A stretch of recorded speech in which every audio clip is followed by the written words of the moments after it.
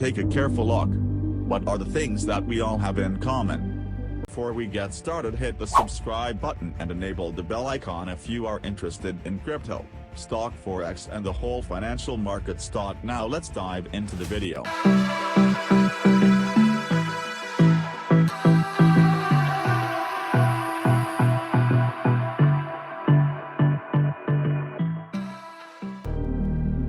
Money is so integral to our society and our global economy that its true nature remains a mystery to most. This is the story of money, perhaps the end of money as we know it. No matter how fat your bank account or how thin your wallet, to us, it's all cold, hard cash. There are some who want to kill it, get rid of it, burn your dollars, your euros, your yen, and transform every penny you have into ones and zeros, digital currency, and trust it to the web and computers spread across the planet. Magic internet money is called cryptocurrency. Bitcoin, invented in secret. It was a gift to the world. It's not just a currency, but it's actually programmable money, a potential curse on bankers. I mean, there's nothing that the big banks or politicians can do. Breaking every government's grip on money supply, what the internet did for information, that Quinn is doing for money. Could it be the new gold? No, you have to really stretch your imagination to infer what the intrinsic value that coin is. Regulators, the Federal Reserve, the banking system. Please understand, this is a thing that they have to take seriously. This is going to change the economic culture. Bitcoin. It could be a microeconomic miracle worker and it could be a macroeconomic wrecking ball. Is Bitcoin the currency of the future, of godsend for criminals, or a recipe for financial disaster? If you trust your money just as it is, we have a little story to share. Once upon a time, there was a big party with everyone standing around the punch bowl drunk. Politicians credited the strong economy to their wise decisions. Businesses jumped into new profitable markets, ignoring risk. In fact, the experts said there was no risk. Then troubling market data for minor countries spooked the markets. Rumors spread, more bad news rattled housing prices at the heart of the financial world. A major bank went insolvent. Investors and businesses made a run on the other banks, demanding their cash deposits. The largest financial institutions in the center of the modern world were frozen. Assets were seized, banks foreclosed, a credit crunch threatening to the entire world economy. And then finally the government stepped in, the largest bank bailout. Swift action by the head of state that saved the day. Remember that? No, you don't. It happened 2,000 years ago, Robe 33, a D ground zero for the first recorded liquidity crisis and government bailout in history. The largest empire the world had ever seen was brought to its knees by a banking disaster. Emperor Tiberius used money from the national treasury to bail out the country's troubled banks and companies. History may not repeat itself, but it certainly rhymes badly. People and power and their money have always been at the very center of it. The story of money is as old as civilization itself. When we lived in small tribes, keeping track of debt was easy. You owed somebody a load of firewood, a neighbor owed you a piece of meat. Credits and debits were kept in your head. A mental ledger, currencies, a language that allows us to express transactional value between people. It's technology that's older than it's a wheel. It's as old as fire. When humans wanted to trade outside the tribe or village, they needed something everyone could agree had value, something scalable. Enter commodity monies. There were many kinds, but each had to embody the same 5 characteristics. Commodity money is relatively scarce. Easily recognizable, can be cut into smaller pieces. You can substitute one piece for another of equal value and you can carry it around without too much trouble. In ancient Rome, it was soft. The Aztecs used cacao beans. It was whale teeth on Fiji, the ak dung in Tibet, shells in Africa and China, grains, metal, ivory, rare stones, leather, fish. If it had the 5 characteristics of commodity money, someone probably used it as currency. And then you ask, what value do these currencies have? If you go into a primary school, you'll see children exchanging rubber bands and Tamagotchi and Pokemon cards and baseball cards and sweets and candy, and any other form of currency. People invent currency when they have no other currency. And now they're going to invent digital currencies, but commodities that aren't durable or allows the store of value. A bad cacao crop, or a huge new salt discovery can throw your currency and economy into turmoil.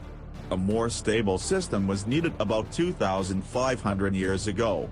The first metal coins were minted in China and in what is now Turkey. These coins shared the same 5 characteristics with commodity money, but were also very durable. In some cases, coins are the only thing left of entire civilization. Money does not originate with governments.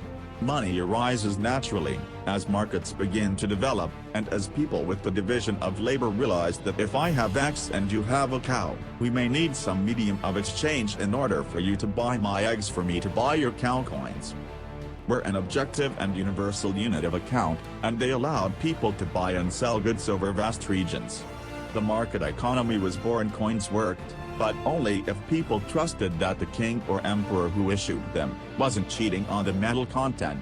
Using coins also meant that an authority now controlled the supply of your currency. Money and political power were inextricably linked, centralized. Minting coins in a steady and predictable manner allowed economic growth and stability. The Wushu coin in China retained its value for 500 years in Constantinople.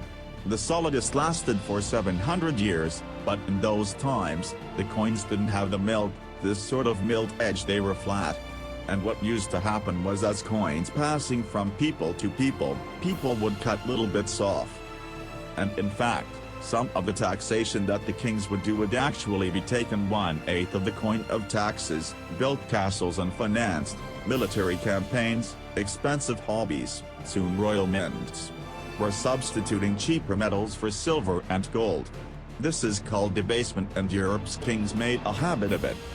The currency of France was debased every 200 years. If no one can trust the gold or silver content of your coins, how can you trade with other countries? International merchants found a solution. They recognized that one person's that has value. It can be traded or transferred. When those IOUs came from reputable sources, they could be used as a form of money, paper money. This money was not based on hard commodities or a metal, but instead on someone's promise to pay. Merchant families like the in 15th century, Florence acted as clearing houses for these IOUs. It worked like this. An English trader ordered a shipment of Italian cloth from the Medici for 100 gold coins. His promise to pay the metadata was put on paper.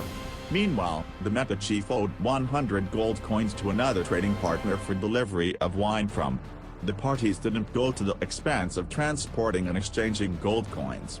Instead, the paper was transferred.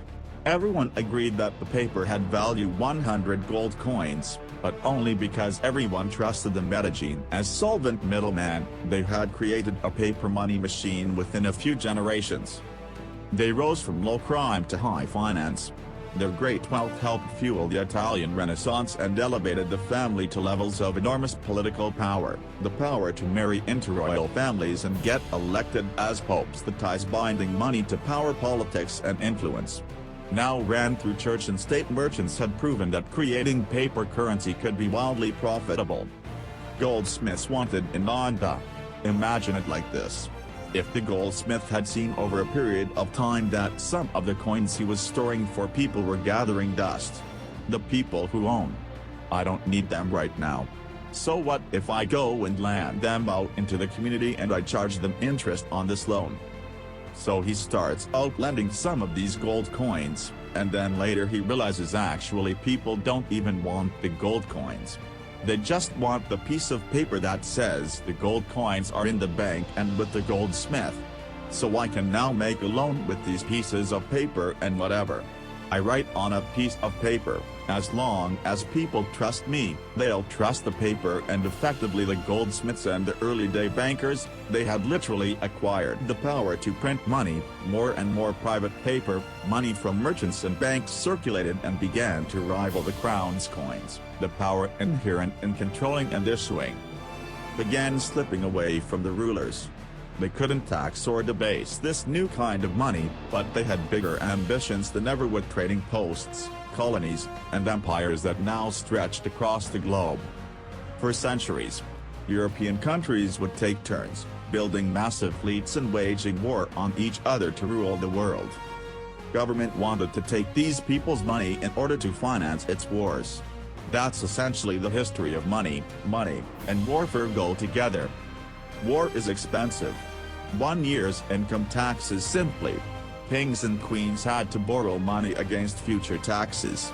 They needed a groundbreaking financial innovation: government bonds. The loans came from rich merchant families and goldsmiths, who by now had become powerful financiers and bankers. Sovereign debt and deficit spending had been born. In 1694, the Bank of England was established to fund the war against France. England's central bank was privately owned and granted the monopoly to issue banknotes, paper that could be redeemed for an equal amount of gold from the government coffers. The central bank soon also managed the entire debt. Money has been a tool of sovereignty for centuries. Being able to issue currency, gave you the power, but it also gives the value to that monetary supply by backing it with the force of state, with essentially the debt of state. When the U.S. won independence from Britain, the first article of the new Constitution gave Congress the exclusive right to coin money. This currency's value was tied to gold in government vaults from 1781 until the Panic of 1907. The financial system of the U.S. was an economic petri dish: brief central banks, state banks, private banks, private currency, government currency, depressions, strong growth, recessions, regular boom and bust cycles. The long term, as far as capital's concerned, people want predictability. People want stability. From the back of that, they can plan that very hard to plan in the long term with such a level of volatility. In 1913, bankers and politicians decided that it was in the country's best interest and theirs to have a permanent central bank. They created the Federal Reserve. Among its jobs, expand or contract the supply of a single national currency. The Federal Reserve note, the dollar, was tied to gold, and strategic control of it would avoid booms that lead to busts. At least that was the plan. Then came 1929. The Great Depression would have a profound effect on monetary policy worldwide. I shall ask Congress for the one remaining and don't make the prices. Hey Paul, soon, the Fed had printed nearly all the money it legally could to pump life back into the economy. It needed gold to fire up the mint.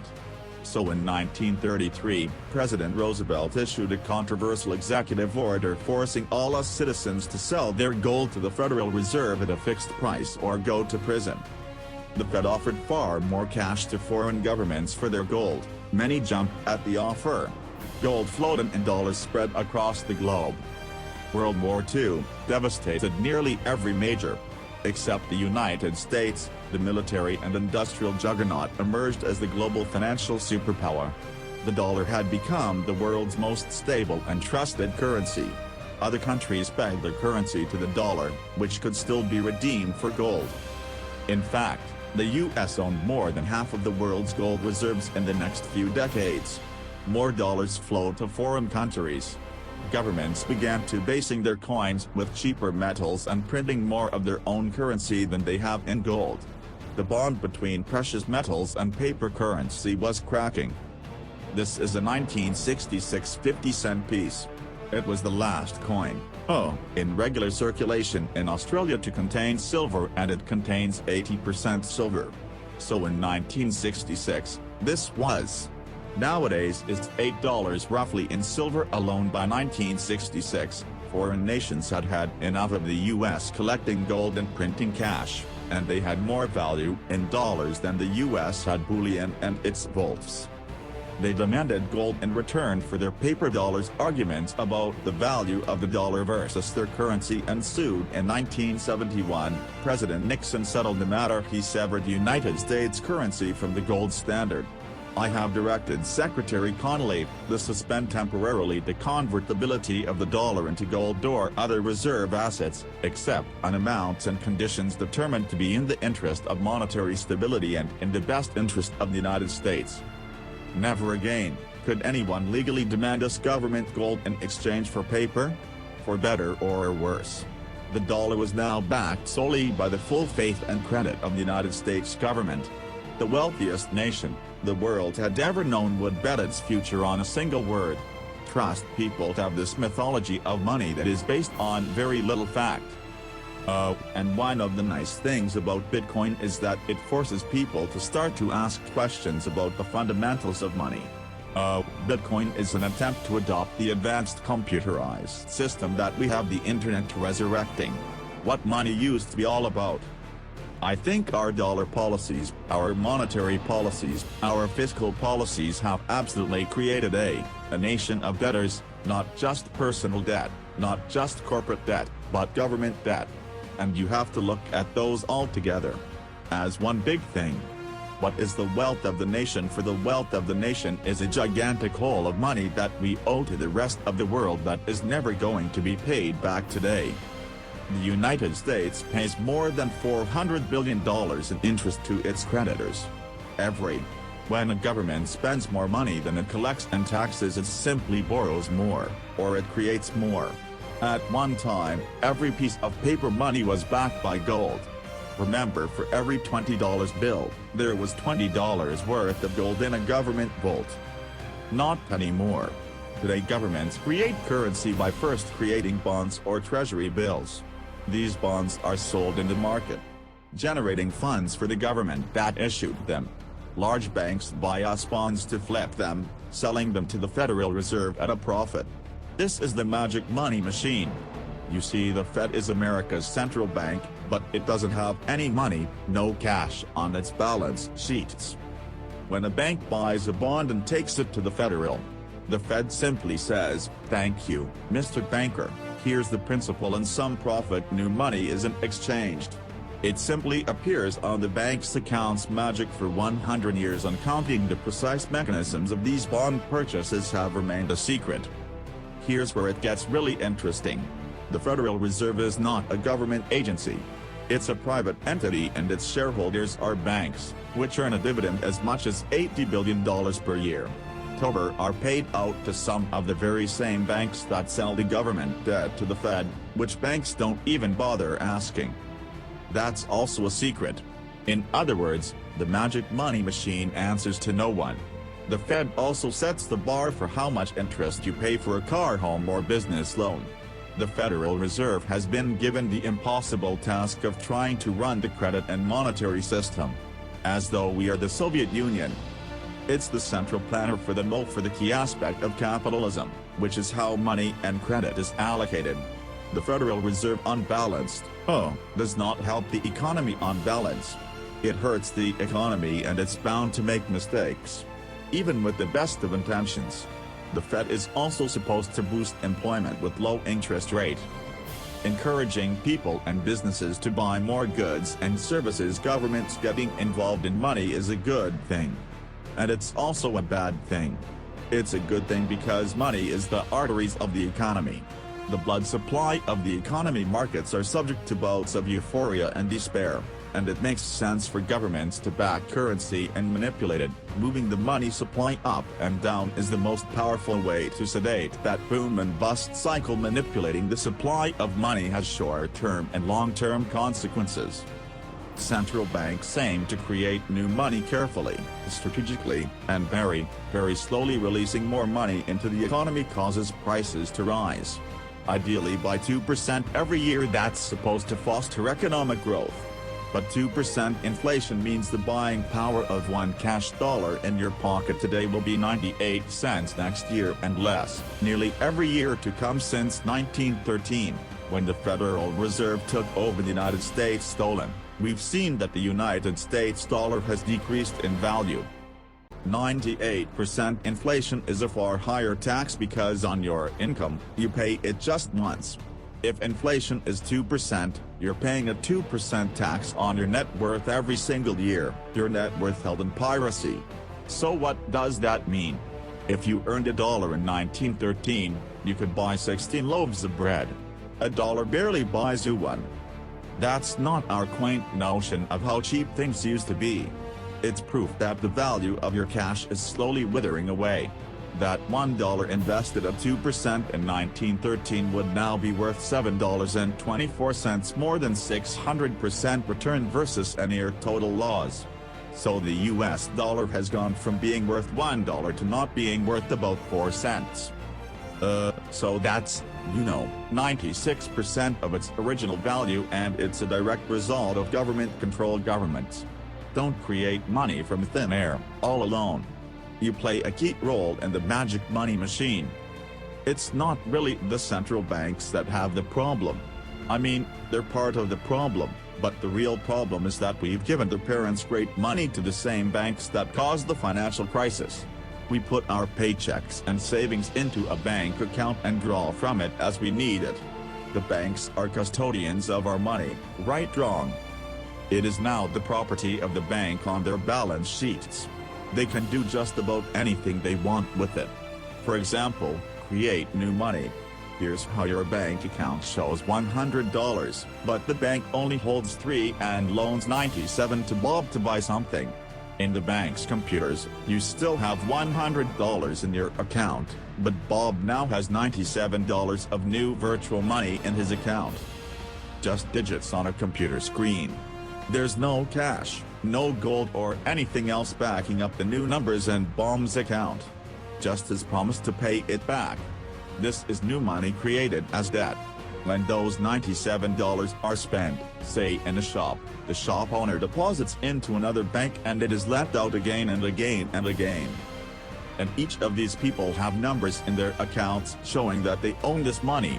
So your original $100 is multiplied. Now there are over $3,300 in the system.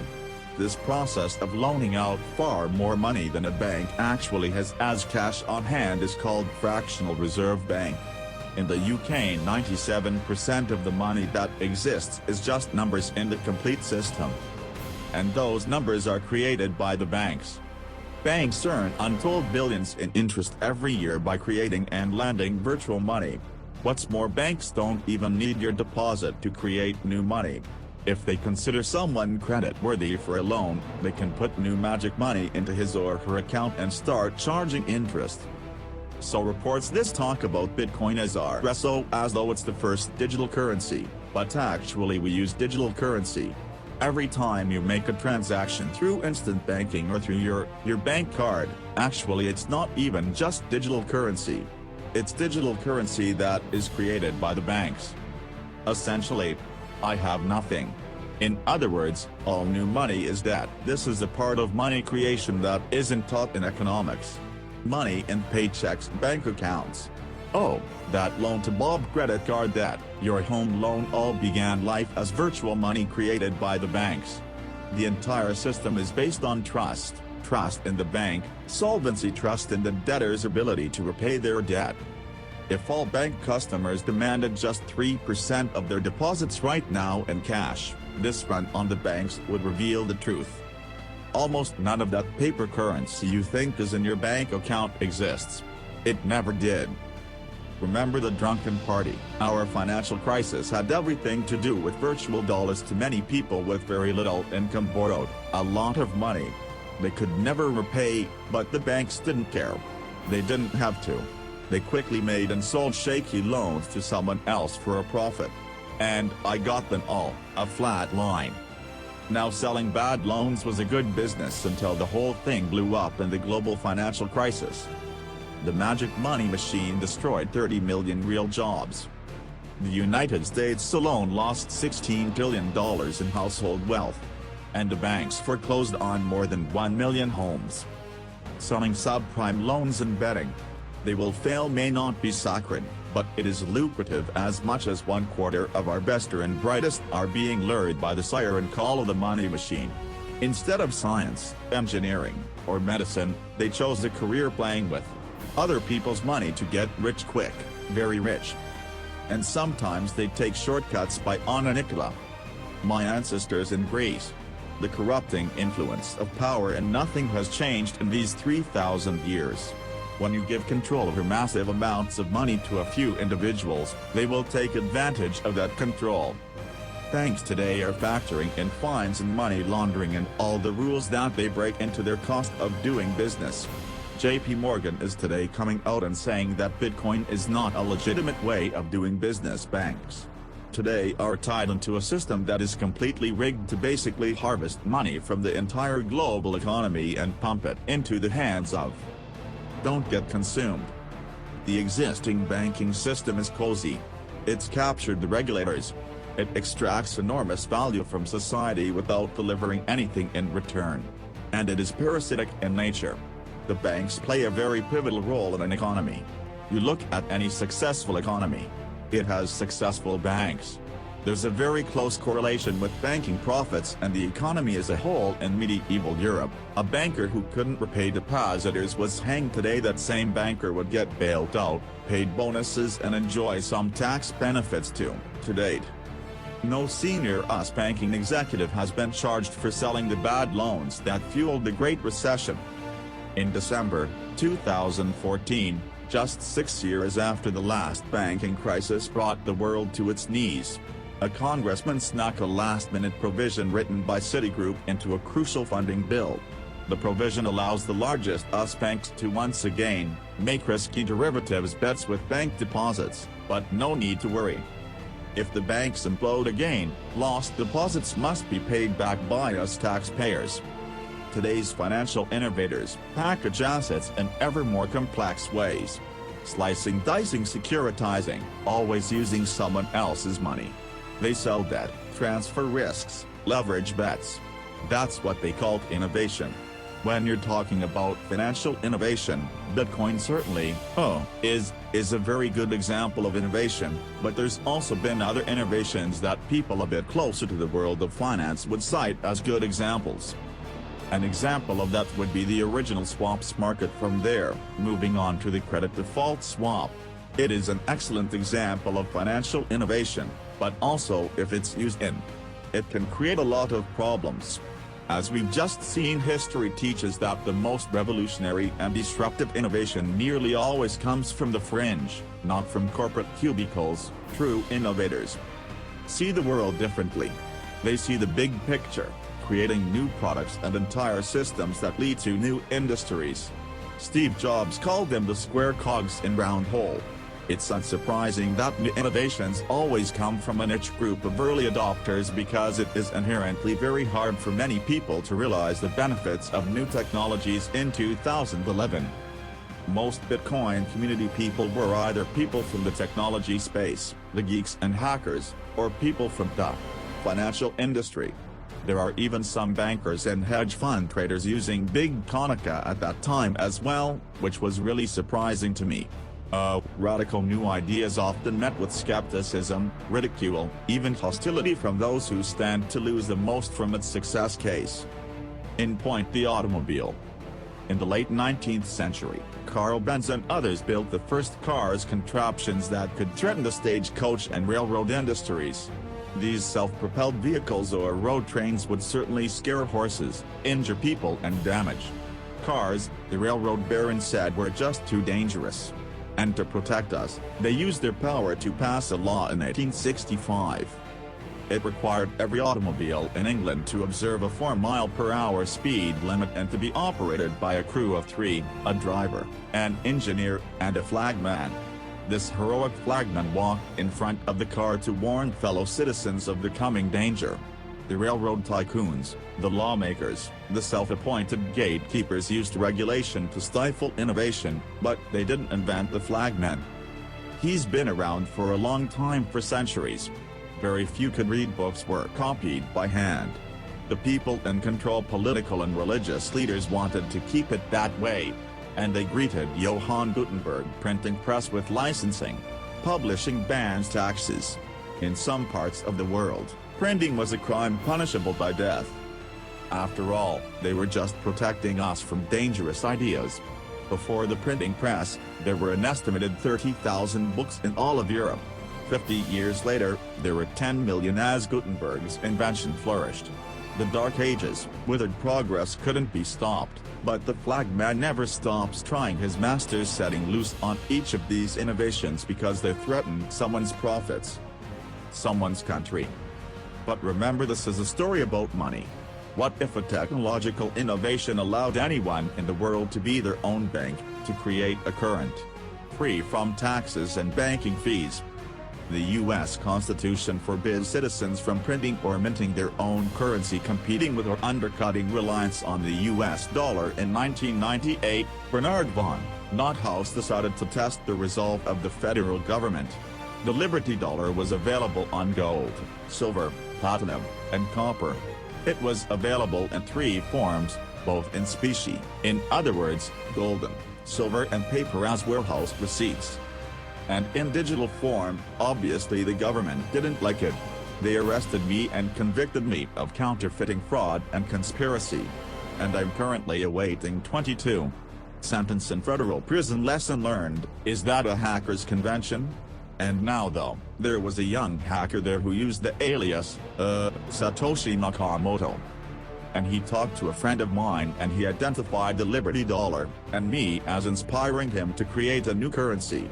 Bernard von Nothaus's arrest for creating private money may also have inspired Bitcoin's inventor to keep a lower profile, publishing the invention under an alias and vanishing. Pardon me, is interested to know like who Satoshi is. Maybe that's part of the mystique of the. It's completely irrelevant to the functioning of Bitcoin because we have the code to read. But it would be kind of fun to know who is Archimedes, who is Euclid. We don't know. We don't know if Euclid was one person or multiple people, and you know what? It doesn't matter. And geometry works, whether I know who Euclid was or not, whether Euclid was a moral and good person, or whether he was a corrupt plutocrat and a bastard. Science and mathematics, essential truth that stands alone, irrespective of its inventors and irrespective of their motives. Well, Bitcoin is a system based on mathematical truths, and these mathematical truths stand alone. We can read the source code in Bitcoin and understand it, and it will be true whether Satoshi Nakamoto was a man, a woman, a collection of individuals, a government agency, or aliens from the future. Bitcoin is digital currency in computer software. Capital B. Bitcoin is the shared code that creates a global payment network. Using computers connected to the internet. Bitcoins are virtual currency, digital money created, stored and exchanged on that network. But unlike virtual dollars created by a banker, this new currency was created with math by an anonymous inventor.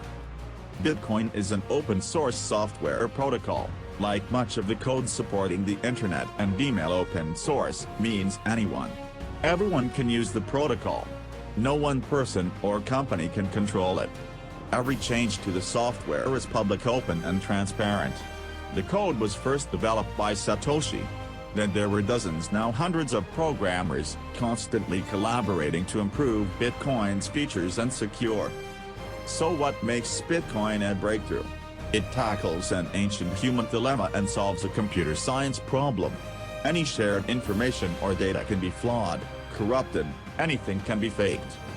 How do we know that what we're receiving can be trusted in our traditional mindset? It's very important to know who is behind this currency because their reputation is significant in knowing that our funds and the true wealth is actually safe.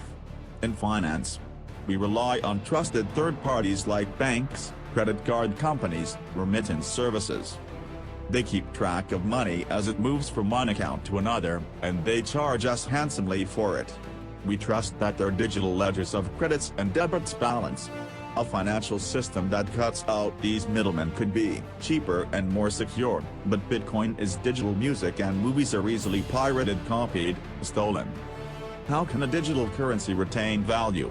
If anyone can make 1 million copies? The answer is at the core of Satoshi's invention. A Bitcoin is not a file on a computer.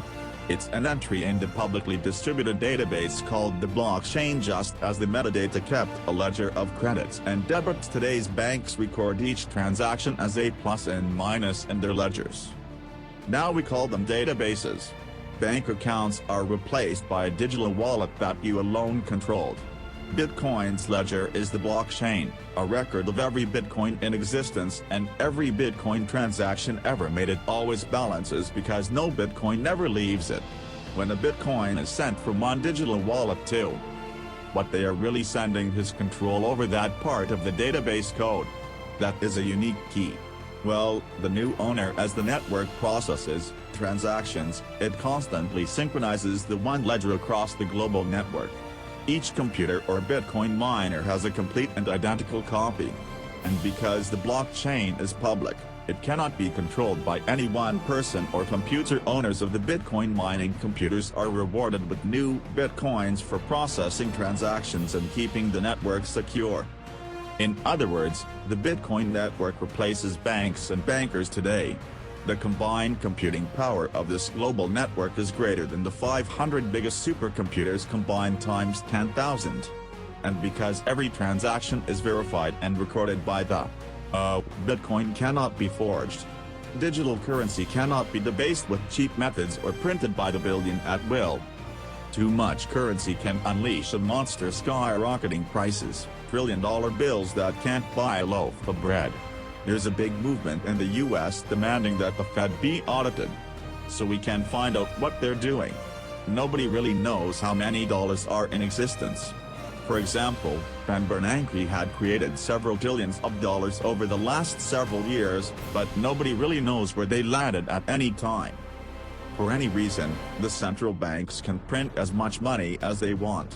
They call it fancy things like quantitative easing. And when they do that, it makes the dollars or euros or yen that you and I have worth less. So if the world starts using Bitcoin as the currency, it can't be controlled by central bankers or politicians. Remember, central banks create money to boost the economy and try to pull it back out before inflation hit. But no one knows how much magic money global banks are creating to boost their profits with questionable loans. It comes completely opposite. It's totally transparent. You know exactly how many exists. The computer code behind Bitcoin has a built-in brake pedal, cutting the creation of Bitcoins in half every 4 years. This ensures a transparent, controlled scarcity and ultimately limits the total number of Bitcoins to 21 million. No lobbyists, no politician, no banker can create more or change the mathematical rules dictating their creation, dancing, accountability.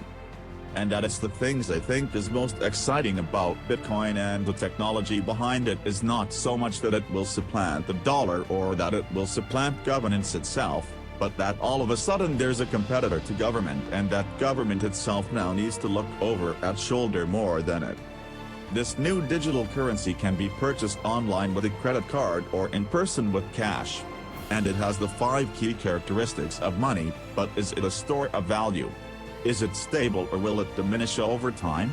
Like a commodity rendered useless or a crop that fails? The ultimate power of a cryptocurrency is unleashed by mainstream adoption and an ever-growing volume of transactions with Bitcoin. The currency has been cracked much more slowly than other currencies. And the effects of that has been turning into what is essentially a spectrally sub-asset. If you ask a lot of Bitcoin enthusiasts whether they're spending the currency, they're not. They're sitting on it and waiting for the price to go up. It isn't a currency if you don't use it to pay people. The point is, the average person is quite happy to walk into a bar and hand over, a $5 note in order to drink. So you got to realize that most people are happy with the money system they have.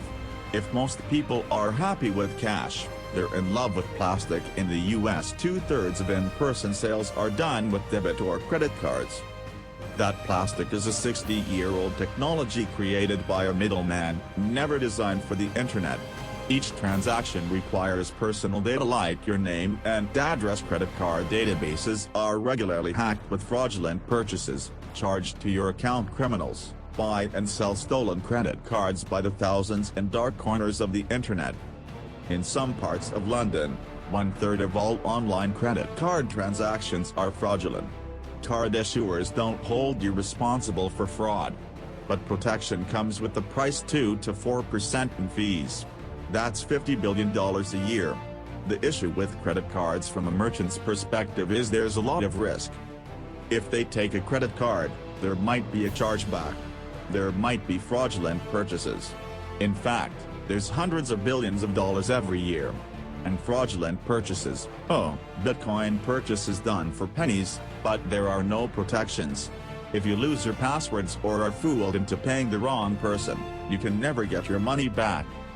It is like digital care. For a seller, this means no chargeback risks for an e-commerce company like Expedia, or overstock cutting credit card fees can double their profit margin. You could not miss the points more effectively than by thinking of Bitcoin as a currency and payment network that will make shopping easier for the first world. Bitcoin is about everything else. Everywhere else. There are 2.5 billion people without a bank account with Bitcoin. A mobile phone with an internet connection is now a bank with access to the global market. What happens when Bitcoin services and infrastructure and Bitcoin wallets and payment processes start going into these countries? These people will be able to gain benefits from trade, where they could not previously. These people will be able to send money home, international remittance, which is one of the major pain points of the current financial system. Yeah, if I say on $100 with bonds is going to cost me 20%, Western Union's going to cost 10%, other options that are competing Western Unions, too, going to be about 5%. And if you're sending to really remote areas, going to be anywhere between 15 and 30%. So in terms of money, ribbons is it's going to be a game changer using Bitcoin.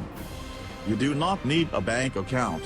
You just need an internet connection and a wallet to get set up.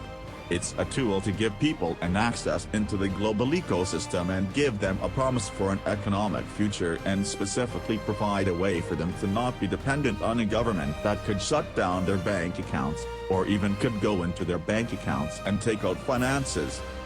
Goldman Sachs came out with a report and they basically looked at peer to replace all transactions globally. So FX bank-to-bank transactions with the Bitcoin product goal, and still charging 1%, mind you, it would save the global economy $200 billion. So not million, $200 billion a year, and save transaction costs, which ultimately goes back into the hands of the consumer. An international wire transfer can take up to 4 days, but yet the internet allows us to instantly and globally share text, pictures, videos, anything digital. Why not money, which we now know only exists as digits in a bank's database? Wouldn't it be great if you could send Bitcoin transactions, just simply via tweet? For example, you would say at the end of money, $1 worth of Bitcoin. And so we build just that. All you have to do is hashtag it with typical coin person, and our Twitter bot will process the transactions, notify you and give you a link. And this will allow you to either withdraw your Bitcoins or send it to someone else with Bitcoin. You can send $1 or $1 million worth of value anywhere in the world. You can do it for free, or you pay the Bitcoin network fee, which is still just around a penny. And there's nothing that the big banks or politicians can do to cryptocurrency that can only be created and transferred with computer networks may be the next step of the digital revolution. The rise of machines, self-driving cars, drones, robots that rely less and less on humans. What I often think is that the future of Bitcoin, or a digital currency from a broader perspective, is really about machine-to-machine payments. So by the time you have an unmanned taxi driving you around New York, and then going to power up at an unmanned power station, or going to get repairs at an unmanned auto shop, you'll see the machine-to-machine payments done with some sort of digital. We actually built this world that we live in over the last 200 or 300 years. We've made some mistakes. We've learned to make things better. The idea that there's some magic key, that if you just sort of stop doing a few things, that there will be this perfect order that will settle, is a very childish ideological delusion in my opinion. But that is not to say that Bitcoin is an exciting thing. It's a terrifically exciting thing, but we have to try and engage with it with working minds, not with magical thinking. People are suggesting that is going to be another world currency, the dollar or the euro or the yen. I think that's not going to happen. I prefer to trust the banks or the central government compared to the Bitcoin is because someone's accountable. Whereas with the Bitcoin it's completely deregulated. There's no central control. There's no one held accountable. It is a free field. It's purely demand and supply driven. So clearly this is not a currency. Currencies don't behave like this, but what this is a high-risk speculative. So for the entrepreneurs, the bankers, the governments, and everyone else studying and watching Bitcoin, all I have to say is that there will probably be a lot of volatility and an upward trajectory, and to buckle up. Criminals, scam artists, bad actors are drawn to any kind of money, like a moth to a flame. Silk Road was a marketplace that was online, that it existed in the underground web. Now this marketplace allowed people to sell things that were illegal to governments, fake IEDs, pirated music. Bibles in North Korea are cryptocurrencies inherently bad, or just the newest tool to acquire the forbidden porn is illegal. In Iran was a few percentage points of sales on Silk Road was to sell porn to Iranians. Now a much broader one that gets a lot of press with the guts of Silk Road. I've been doing research over the past couple of years into the online drug marketplaces in the dark net, using Tor and Bitcoin as technologies to enable illicit drug transactions. We did a global survey of drug users and we had over 20,000 people respond to that. And the majority of those people were buying traditionally illicit drugs, ecstasy, cannabis. The FBI brought down Silk Road. It certainly hasn't stopped the trading of illicit drugs online. A lot of people want to criticize Bitcoin for being used for illegal things or things. But if you look at it, the most popular currency in the entire world for doing bad things, it's the US dollar. If you think of Bitcoin as a platform, instead of a currency, then you really begin to see the potential. It has the ledger which cannot be forged. It cannot be changed. And the universal accepted genius that will be Bitcoin technology forever, and they'll have applications for years to come. Creating a secure global payment system may just be the beginning. Patents, contracts, land titles, proof of ownership can be baked into Bitcoin, securely held in the public ledger. I read up more about Bitcoin. I play with the Souls card. I built some things that I realized this is actually a very, very powerful protocol. It's not just the currency, but it's actually programmable money. The digital age has fundamentally changed the world.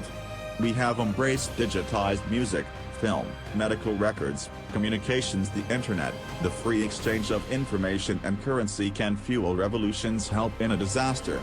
But our money is shackled to the 20th century, manipulated by governments and banks. The champions of Bitcoin ask us to imagine payments without a middleman, investments, without a broker, loans, without a bank, insurance, without an underwriter, charity, without a trustee, escrow, without an agent, betting, without a book record, keeping, without an accountant. Global, secure, nearly instant and free. Is it fantasy or the future of money and common? I love Bitcoins. I'm really into Bitcoin whales. Satoshi Nakamoto. That's the name I love to say, and we don't know much about him, but he came to save the day. We don't know what a Bitcoin is. Fries. Usually the way people describe it is our digital cash. It's money we're holding. Intranet con is you're going into the old blockchain, nor. I know you're going to rain gone array. The people like, oh, I love my bank. I'm like, y'all ask a banker. You know what? 2 plus 2, it's like, well, I can tell you, but there's a fee down the road that will be told about the death of old Mount Gix, about traders trading, alter coins and miners mining. Bitcoin is a new technology. I like to say, all of the convenience, none of the vehicles. Sorry, John, as you're going into the old blockchain coin, I know you're going to gonna Rangel. Everybody knows. You know, when I go online and I buy like an old pair of socks, if I pay with a credit card, I'm just buying stocks. Right. If I buy those stocks with Bitcoin, it's a revolution. I am sticking it to the man. There's always people who are not ready to get into the new technology. Like when the internet came out, there was people going, "No, I don't think he's going to be." And then he came out, people like, "No, this isn't getting cash." And now Bitcoin comes out and people like, "I don't even think I'm looking at." You're sick of being wrong. Get on this train. Cryptocurrency is the future. It can create a revolutionary change in the world. Crypto is the future. Digital assets are the future, because the new world is all about digital, so the cryptocurrency is the next currency. Invest in digital assets and cryptocurrency wisely. I am not a financial advisor. Cryptocurrency is known as the digital currency, or the decentralized form of currency that can be used for either payments or investments. What digital currency means is that it's not in the form of physical money that you can see or touch. Rather, it's a type of encoded digital form whose record is stored in millions of computers all around the world, coming to decentralization. What it really means is that cryptocurrency is not controlled or backed up by any authority, banks or government. There is not a single authority that can control the price hikes and trends for cryptocurrency. So in simple words, the users all around the world themselves set the price and trends for cryptocurrency. But why was cryptocurrency created and who created it? Let's talk about the story behind its creation. The first ever cryptocurrency, Bitcoin, was created and launched in 2009 by a developer named Satoshi Nakamoto, who tried to improvise a way that could allow the user to send and receive transactions in seconds without depending on anyone. The motive behind the creation was to allow all the users to just be independent to transact money to anyone they want. They need to just pick up their phone, select the person's address, and send assets in seconds without relying on any bank or government. You can consider cryptocurrency as a special code that is safe in your smartphone or PC that has some words, and if you want to pay anyone, you can simply send it with your smartphone and it will be easily sent. Now the question that arises in your mind is, how can we use cryptocurrencies for ourselves? Now the question that arises is, how can we buy cryptocurrency? There are many cryptocurrency exchanges in the form of app and software that allow you to buy, sell and hold cryptocurrency. All you need is to create an account on the exchange, transfer some funds from your bank account to your exchange account, and then start buying cryptocurrency. You should also have your cryptocurrency wallet to make the transaction very easily without losing any assets. We personally use Exodus as our software wallet. Although there are some hardware wallets like Ledger to keep your assets extra safe. You can buy or sell anytime you want, and even you can send these bought cryptocurrencies to anyone you want in just seconds. The cryptocurrencies are added to the market by a process called cryptocurrency mining, in which new bitcoins or other crypto coins become part of the market. Actually, cryptocurrency mining is a very difficult, tricky and painstaking process in which the miners have to use sophisticated computers to solve mathematical problems and algorithms. And when the miners solve these codes, they get their reward in the form of crypto coins like Bitcoin or Ethereum.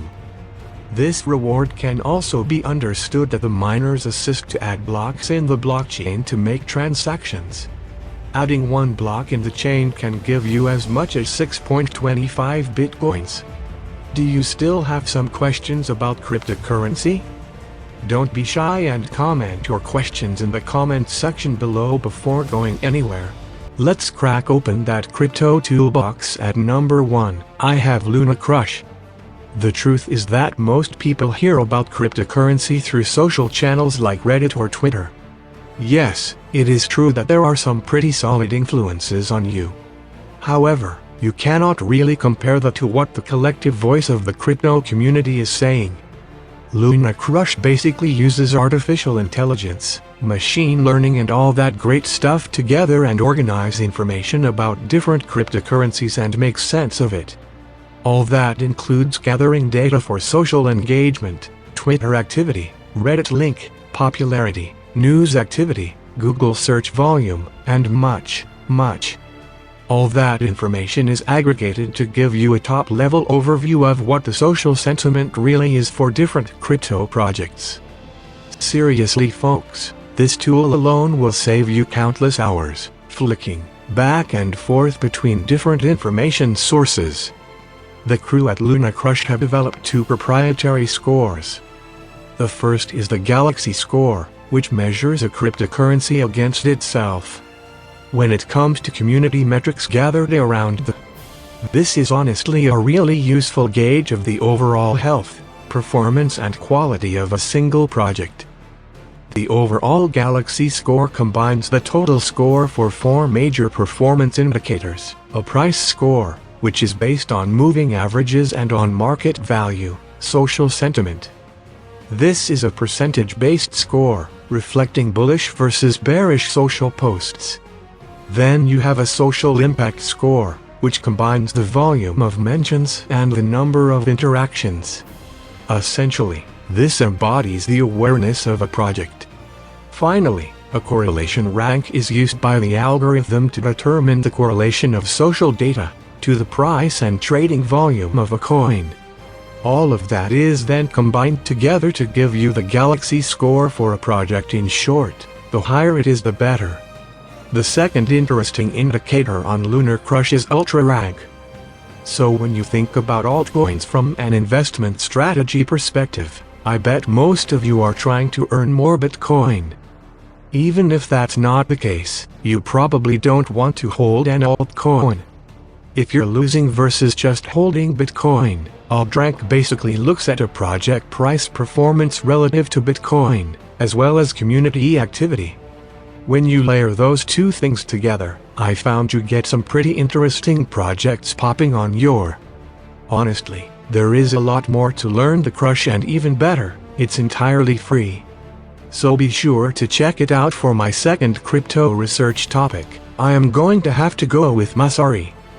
This is a crypto data aggregator that helps you scout those hidden gems to add to your portfolio or adopt a data-driven approach to help you make better trading decisions. It gives you numerous options to see what is trending in the space, to scout new coins and evaluate them. I constantly use the Masari screener, which gives you a load of ways to sort coin information by clicking the columns and filters button. This allows you to sort coins by a comprehensive range of different stats, like liquid market cap, stock to flow, bond chain, data metrics, sector, coin categories, social media stats, and a whole lot more. I don't think many people appreciate how useful it is to be able to sort different crypto projects by sector. That's all possible with just a few clicks using Masari. Yes, you can find all the smart contract platforms if you want, or all the stable coins, and so on. Give you a microcap gem hunter, you could say, hey, I don't want to see any project with a market cap greater than $10 million, and solely focus your research on this sector of the model. Another thing I find really useful with Masari is its attempt to cut out wash trading volume. This is done by Masari building a list of what they deem the 10 most trustworthy exchanges in crypto and reporting volume from these exchanges separately. Basically, there are almost infinite ways to slice and dice the data in Masari. I use it to help create that short list of coins in a certain sector. And with that risk profile, yes, you'll have to do deeper research for coins on your shortlist. However, being able to quickly screen up projects seriously streamlines that research process. When it comes to costs, you can get access to basic metrics and features for free. However, if you want to get maximum value out of this tool, then it's going to set you back $25 per month. My third pick is Glassnode. I go as far as to say that this is the only tool you need when it comes to on-chain market indicators for Bitcoin and Ethereum. So how can this on-chain data be useful to you? Well, a simple example would be on-chain exchange activity on Glassnode. You will be able to see stats like the exchange inflow volume and how it compares to inflows for the last 24 hours or last few days. That's pretty useful information to know, seeing that most people send their crypto to an exchange if they want to trade it. Yes, there are a whole host of stats that I cannot get into in this video. But 7 numbers I like to look at is the number of new and active addresses. Thank gives me a great snapshot of what's happening in the wider crypto ecosystem. You can benefit from Glassnode for free. However, if you want metrics displayed over shorter time frames, access to Tier 3 metrics, and the shorter data lag times, then you'll want to pay $29 a month for the advanced version. Yes, a professional version is available for a whopping $600 per month, but I honestly can't see how people like you and me are going to get value from that sort of outlet. My 4th research tool has to be scaled. Honestly, this little-known tool is pretty extensively used by crypto asset managers, hedge funds and alt desks. It's damn useful if you are the type of fellow that likes dabbling in exotic crypto instruments, like futures and options. That being said, I imagine many of you are looking at DeFi projects and the wider defined ecosystem right now. Skew has a host of really interesting data in graphical form. But I'm sure many of you can get value from that. Includes things like Ethereum define value and where it is dying, liquidation levels based on the ETH spot price, and much, much more. There are also a host of really interesting spot market charts and graphs for both Ethereum and Bitcoin. I'm talking about things like aggregated audit books, aggregated daily volumes, bid-ask spreads for different exchanges. Oh, yes. If you're trading on the likes of Babbitt or OKX and want to know what's really happening with things like liquidations, 24-hour volume, today's volume compared to other days, the open interest, and more, Skew has you covered for that too? I must confess, only at the advanced traders on one. You are going to get the full value from Skew. However, I do think that knowledge is power and thought. I'd put this tool on your radar. The 5th research tool I want to bring up would be sentiment like Skew. This is one for all you crypto traders out there. In short, it's a tool to help you analyze the crypto market and help you locate those data-driven opportunities. The tool basically combines on-chain, social and development data together for over 900 projects and delivers that to you in an easily digestible way. So one way that you can use sentiment is to help you spot exit opportunities. I found that extreme spikes in a coin's social volume during a rally is a pretty reliable indicator that our local top is approaching. That all makes a bunch of sense. When you think about it, after all, do you really want to be buying into a coin when it's in its peak hype phase? You can also subscribe to alerts on sentiment, which will let you know whenever a coin you're interested in has a surge in social media.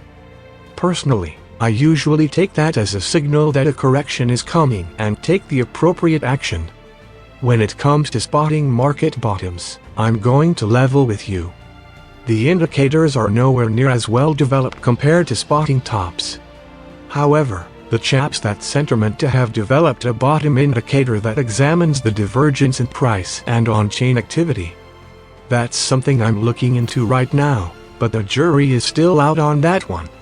Another use for this is to add context and provide you with the data needed to study market activity. Yes, on-chain transaction volumes are useful. However, taken in isolation, they could be misleading. I find that deeper chain analysis data like token velocity helps give you a better picture of what's really going on. And yep, you can get all that with sentiment. When it comes to identifying social trends, I honestly find the sentiment social tool pretty useful too. It calculates the top 10 words with the highest spike in mentions on crypto social media compared to the previous 2-week average. So if everyone is suddenly mentioning a specific project with the word buy, then it might be a good idea to consider offloading that position. Next, at number 6, I have coined.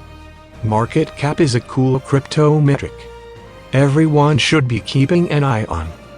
So what's the best tool to track all that? Well, yes, CoinMarketCap is very popular. However, since Binance's acquisition of CMC, I've been using CoinGecko more and more. Here, you get access to practically everything that CoinMarketCap has to offer. However, there are a few advantages I want to quickly go over. The first is a user-generated sentiment poll. That's pretty damn useful for working out how people feel about a coin on any given day. Secondly, CoinGecko also has more detailed social stats for the likes of Reddit, Twitter, and Facebook. You can use all that information and combine it with that market cap data to get a better feeling for those that want to check up and see what a project's developers have been up to. CoinGecko also has you covered with developer data on things like merged, pull requests, contributors, commerce activity, and more.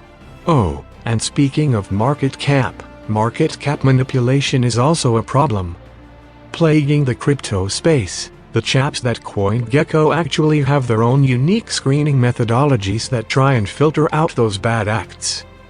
Basically, if coins are suspected of wash trading, then they're removed from the CoinGecko rankings.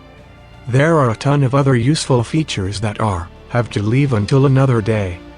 But yes, folks, definitely check out CoinGecko when you have a moment. The 7th tool on my list is Crypto Panic. Alright. I'm sure that many of you have encountered the situation where you're diving down the proverbial rabbit hole when it comes to researching a crypto product. Before you know it, hours have passed and you have 50 tabs open in your web browser. What's even worse is that you still don't feel like you've completely caught up with the latest news and updates. If you're nodding right now, then you are going to want to take a look at Crypto Panic.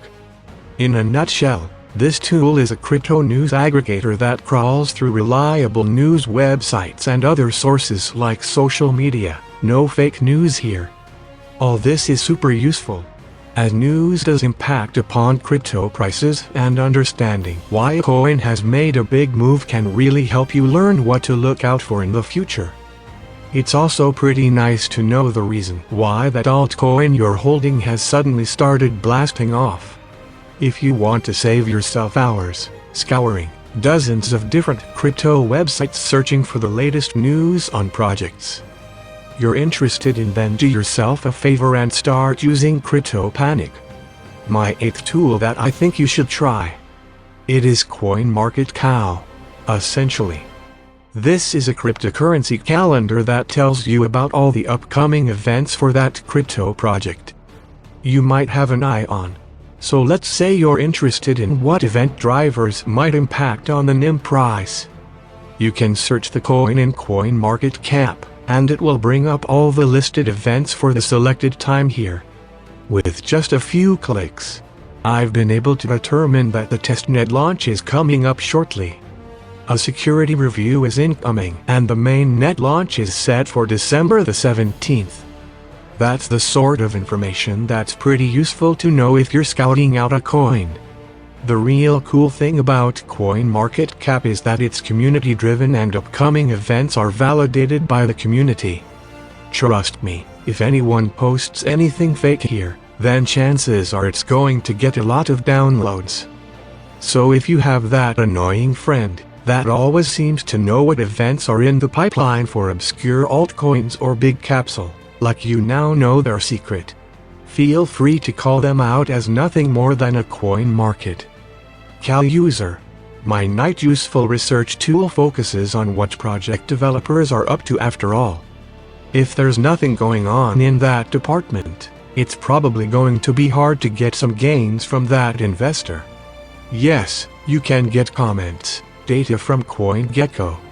However, I think CryptoMezzo showcases it in a more digestible way.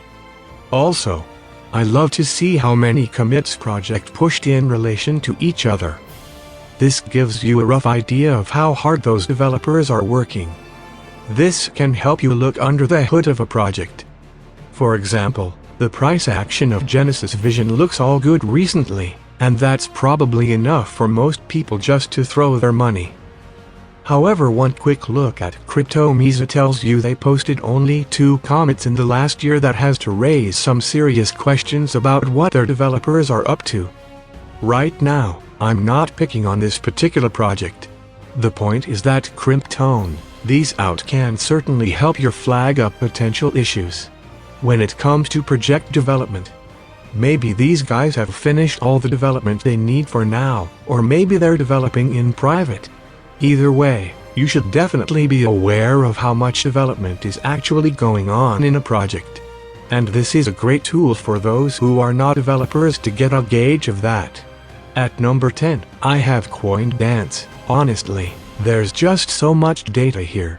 So if you're the type of person that wants to see the numbers for things like hash rate fees, mining, breakdowns, and more, then you might want to check this tool. One of the things that I personally use CoinDance for the most is to get an idea of the macro crypto environment and how adoption is going in specific countries. You can check that out here by looking at local Bitcoin's data broken down by country. Many of you will be aware that Argentina is going through some tough economic times right now. Interestingly, there's a distinct surge in local Bitcoin's volume of. Venezuela is another place that's in the economic doldrums with perhaps the worst hyperinflation we've seen for some time. But yes, not surprisingly, it seems that people are increasingly turning to Bitcoin as a store event. If this chart is anything to go by, are they useful? Top-level stats include things like Bitcoin and blockchain search volume. If you see massive spikes in that Google search volume anytime soon, it might be a good idea to consider taking a bit of. If you're interested in crypto macro stats, then you definitely should check out CoinDance. I've only scratched the surface when it comes to the data available there, and we'll have to leave a deeper dive into it for another video. Alright, team, I think we're almost out of time for today and need to move on to my closing thoughts. If you have found this video interesting, make sure to like and share it with your friends. Stay tuned.